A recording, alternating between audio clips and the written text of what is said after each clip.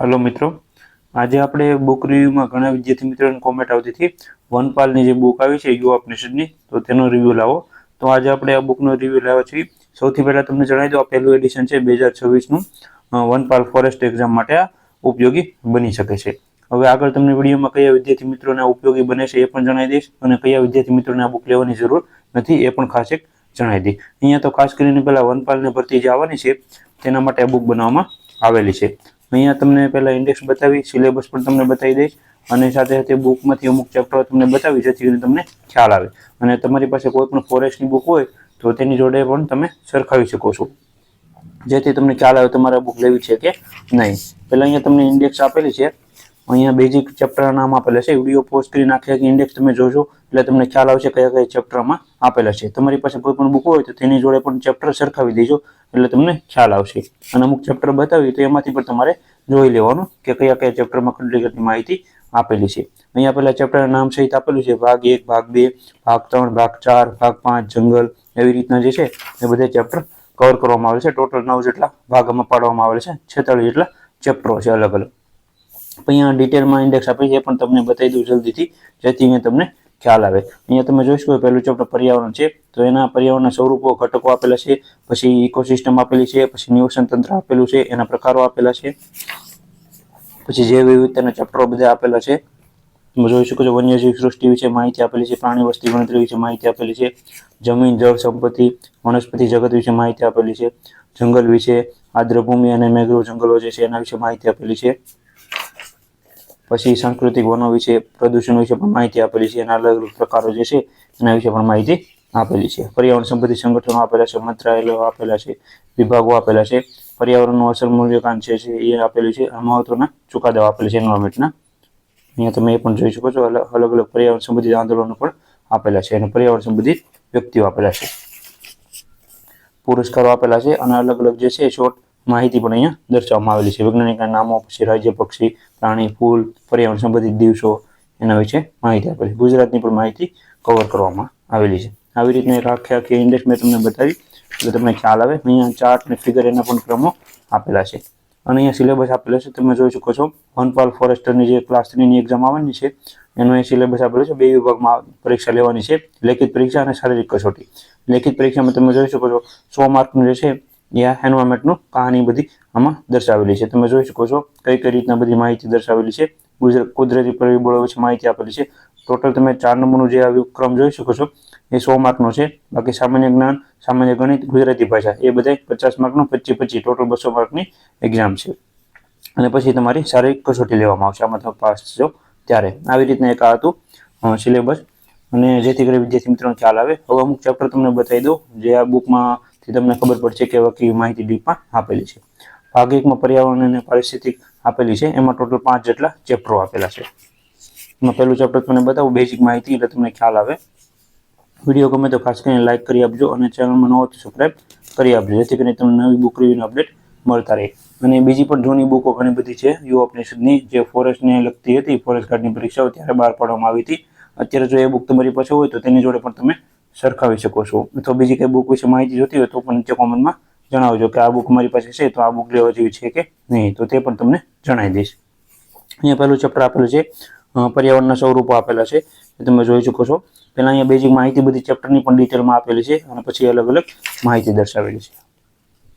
અહીંયા તમે જોઈ શકો છો કઈ રીતના પર્યાવરણના ઘટકો બધા આપેલા છે. અજૈવિક ઘટકો, પછી જૈવિક ઘટકો, એના વિશે માહિતી બધી આપેલી છે. પર્યાવરણના અવસરો આપેલા છે, વાતાવરણની સ્થળરચના આપેલી છે, અલગ અલગ એની પણ ડિટેલમાં માહિતી આપેલી છે. પર્યાવરણનું મહત્વ આપેલું છે, કઈ રીતના છે એ બધી. પર્યાવરણને કુદરતી સંતુલન જાળવવાના ઉપાયો આપેલા છે. પછી ચેપ્ટર પૂરું થાય ત્યારે ઓનલાઈન પ્રશ્નો આપેલા છે, અગાઉની પરીક્ષામાં પૂછાયેલા પ્રશ્નો આપેલા છે, અને આ દરેક ચેપ્ટરમાં આવી રીતના આપેલું છે, અને થોડાક મુહાવરા માટેના પ્રશ્નો આપેલા છે. આવી જ રીતના દરેક ચેપ્ટરમાં ચેપ્ટર પૂરું થાય ત્યારે બધી માહિતી આપેલી છે. ઇકોસિસ્ટમ તમને બતાવી દઉં એટલે એ પણ તમને ખ્યાલ આવે કઈ રીતના છે. બધી અલગ અલગ જે છે એના વિશે માહિતી આપેલી છે. ઇકોલોજી વિશે માહિતી આપેલી છે, તમે જોઈ શકો છો. અને ચેપ્ટર એ માટે બતાવું છું જેથી કરીને તમને ખ્યાલ આવે. હવે તમને બીજા 1-2 ચેપ્ટર બતાવું એટલે એ પણ તમને વધારે ખ્યાલ આવશે બીજા વિભાગના. અહીંયા તમે જોઈ શકો છો બધી પ્રાણીઓ વિશેની માહિતી આપેલી છે, જે વનપાલની એક્ઝામ માટે ઉપયોગી બની શકે છે. વન્યજીવ સૃષ્ટિ વિશે માહિતી આપેલી છે. તમે જોઈ શકો છો અહીંયા વન્યજીવ સંરક્ષણ પરિયોજના આપેલી છે. બધી અલગ અલગ જે પરિયોજનાઓ પરીક્ષામાં પૂછાતી હોય છે તેના વિશે માહિતી આપેલી છે. તમે જોઈ શકો છો અલગ અલગ જે છે એ ટાઈગર રિઝર્વ પણ અહીંયા આપેલી છે, તેની પણ સારી ડિટેલમાં માહિતી આપેલી છે. આ બુકની પ્રાઇસ એ પણ તમને જણાવી દઈશ અને કઈ જગ્યાએથી લેવી એ પણ તમને આગળ વિડીયોમાં જણાવી દઈશ. અને તમે જોઈ શકો છો આવી રીતે માહિતી આપેલી છે. વિડીયો પોસ્ટ કરી તમે વાંચી શકો છો. અહીંયા પ્રાણી વસ્તી ગણતરી પણ આપેલી છે. અલગ અલગ ગુજરાતની, ભારતની બધી માહિતી જે પરીક્ષા લક્ષી છે એ બધી મહત્વના જે પ્રાણીઓ છે એના વિશે માહિતી આપેલી છે. વાઘ, સિંહ, દીપડા એ બધા વિશે માહિતી આપેલી છે. ડોલ્ફિન વિશે માહિતી આપેલી છે. મગર વિશે, ગીધ વિશે, જે આપણે એન્વાયરમેન્ટને લગતા વધારે હોય તેના વિશે સારી એવી માહિતી આપેલી છે. જળ, જમીન અને વનસ્પતિ જગત વિશે પણ માહિતી સારી એવી કવર કરવામાં આવેલી છે. એ પણ તમે વિડીયો પોઝ કરીને જોઈ શકો છો. અહીંયા પહેલાં જમીન વિશે માહિતી આપેલી છે. અલગ અલગ જમીનો જે છે એના વિશે સારી એવી માહિતી આપેલી છે. બાકી બુક તમને નહીં બતાવી, આવી રીતના જે છે એ તમે ઇન્ડેક્સ જોઈએ છે એટલે તમને ખ્યાલ આવી જશે કયા કયા ચેપ્ટર છે. આપત્તિ વ્યવસ્થાપન એટલે ડિઝાસ્ટર મેનેજમેન્ટ પણ અહીંયા આપેલું છે અને સારી એવી ડિટેલમાં માહિતી બધી આપેલી છે. એન્વાયરમેન્ટ ઇમ્પેક્ટ એસેસમેન્ટ પણ અહીંયા આપેલી છે, એમાંથી પણ પરીક્ષામાં પ્રશ્નો પૂછાતા હોય છે. આવી રીતના અને બેઝિક માહિતી બધી આપેલી છે શોર્ટ ફોર્મમાં, તો આમાંથી પણ સારું એવું એક્ઝામમાં કવર થતું હોય છે. આવી રીતના એક આ બુક છે.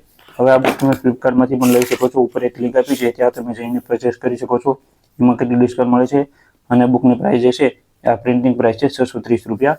આમાં તમને ડિસ્કાઉન્ટ મળશે. નીચે કોન્ટેક્ટ નંબર આપેલો છે, ત્યાં તમે ફોન કરશો તો પણ સંપૂર્ણ માહિતી તમને મળી જશે આ બુક વિશેની. તો આવી રીતના એક આ બુક રિવ્યુ હતો. વિડીયો ગમે તો લાઈક કરી આપજો, તમારા મિત્રો શેર કરજો, જેથી કરીને તેને પણ માહિતી મળતી રહે. આવી રીતના એક આ બુક હતી અને બીજી પણ બુક જે છે એ પણ યુવા ઉપનિષદની છે એક આ બુક. બીજી પણ ઘણા પ્રકાશનની આવે છે, તો તેનો પણ જલ્દીથી રિવ્યુ લાવી એટલે તમને ખ્યાલ આવે. આવી રીતના એક 100 ગુણનું છે, 50% વેઇટેજ છે, એટલે ખાસ કરીને એક આ બુક હતી. અને વિડીયો ગમે તો લાઈક કરી આપજો. અને બીજી ફોરેસ્ટની બુક જોઈ હોય તે પણ આપણે પ્લેલિસ્ટ બનાવેલું છે, ક્લાસ 3 બુક લિસ્ટ. એમાં પણ તમને બુક રિવ્યુ મળી જશે બધી અલગ અલગ બુકના, જે જૂની છે 2024ની. તો ખાસ કરીને 24-25માં જે નવી બુક આવી છે એ બધી છે, હજી નવી અપડેટ નથી થયેલી. તો આ એક બુક નવી આવી છે વનપાલ માટેની, જે એક્ઝામ આવવાની છે ફોરેસ્ટર માટેની, તો તેના માટેના આપણે આ રિવ્યુ લાવેલા હતા. અને બીજા ક્લાસ 3માં કઈ કઈ બુક જોવે છે, જેમ કે અલગ અલગ મેથ રીઝનિંગ માટેની, તો એનો પણ બુક લિસ્ટ આપણે બનાવેલું છે.